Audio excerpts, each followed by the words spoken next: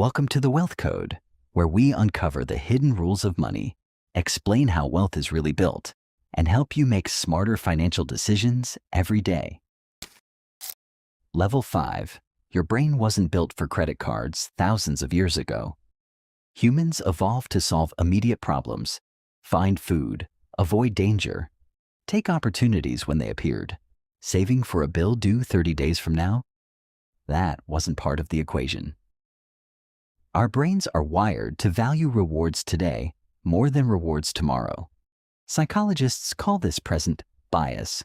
Credit cards exploit it perfectly. You get the reward now. The payment comes later.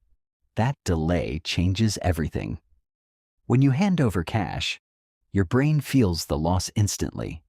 You watch the money leave your hand. It's real. It's tangible. But with a credit card, the transaction is almost invisible. Tap, beep, done. No physical loss, no emotional friction. Researchers call this the pain of paying. And the less pain you feel, the more you're likely to spend. Then come the rewards: cashback, travel points, airline miles, exclusive discounts, premium memberships. They make every purchase feel like a smart decision. Your brain starts focusing on what you're gaining instead of what you're spending. It's brilliant marketing because the reward feels immediate. The bill does not. And that's before social media enters the picture. Every scroll shows someone on vacation, driving a new car, buying luxury clothes, living what looks like the perfect life. Credit cards make it possible to imitate that lifestyle today, even if you can't actually afford it. The result? A dangerous cycle. Spend. Feel good. Pay later. Repeat. Until later finally arrives. And for millions of people, that's when reality hits. Level 6. The debt spiral. Debt rarely begins with one reckless purchase. It starts with something ordinary. A medical emergency, a broken laptop, an unexpected car repair, a few online orders, a vacation you promised yourself you deserved. Individually, they don't seem like a problem. Together, they become a mountain. Interest starts accumulating. The minimum payment increases. Your paycheck stays the same. Then inflation pushes up food prices. Rent increases. Fuel becomes more expensive. Suddenly, your credit card isn't funding wants anymore. It's funding necessities, groceries, electricity, school fees. That's when the debt trap tightens. Many people respond by opening another credit card, or transferring the balance, or taking out another loan to pay the first one.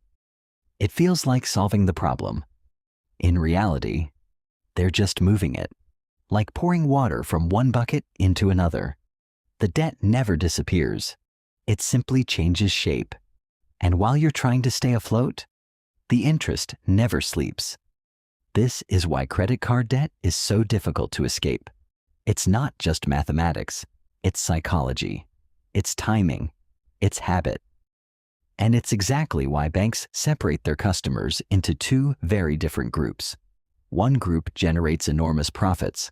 The other quietly collects the benefits. The difference between them has almost nothing to do with income. Level 7. The people who play a different game. Here's something that surprises many people. The wealthiest credit card users are often the least profitable customers. At first, that doesn't make sense. They spend more than almost anyone else. Luxury hotels, business class flights, fine dining, high-end shopping. So why aren't banks making a fortune from them? Because they understand one simple rule. A credit card is not extra money. It's a payment tool, nothing more. Most wealthy users pay their statement balance in full every month. That means they avoid interest entirely. Instead, they collect the benefits: cashback, travel rewards, purchase protection, fraud protection, extended warranties, airport lounge access. The bank still earns interchange fees from merchants, but the biggest profit source, interest, is gone. Now compare that to someone carrying a balance every month. They're paying for yesterday's purchases with tomorrow's income. One person makes the system work for them. The other works for the system. The card didn't create the difference. The habits did. And that's the lesson most financial advice misses.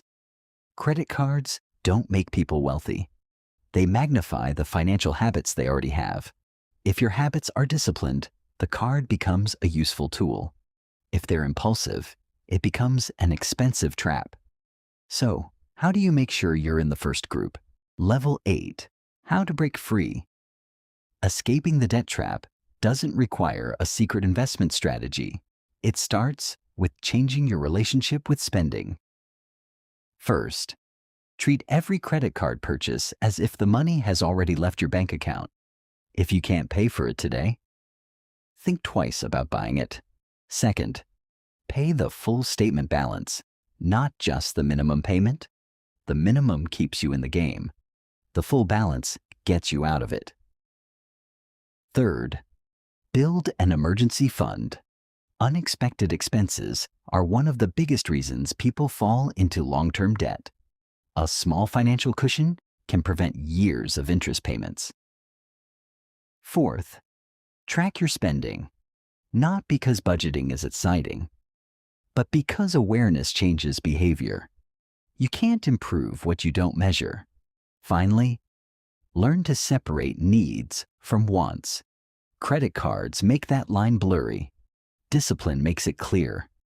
None of these habits are complicated, but together, they can completely change your financial future. And that's why understanding the system matters more than fearing it.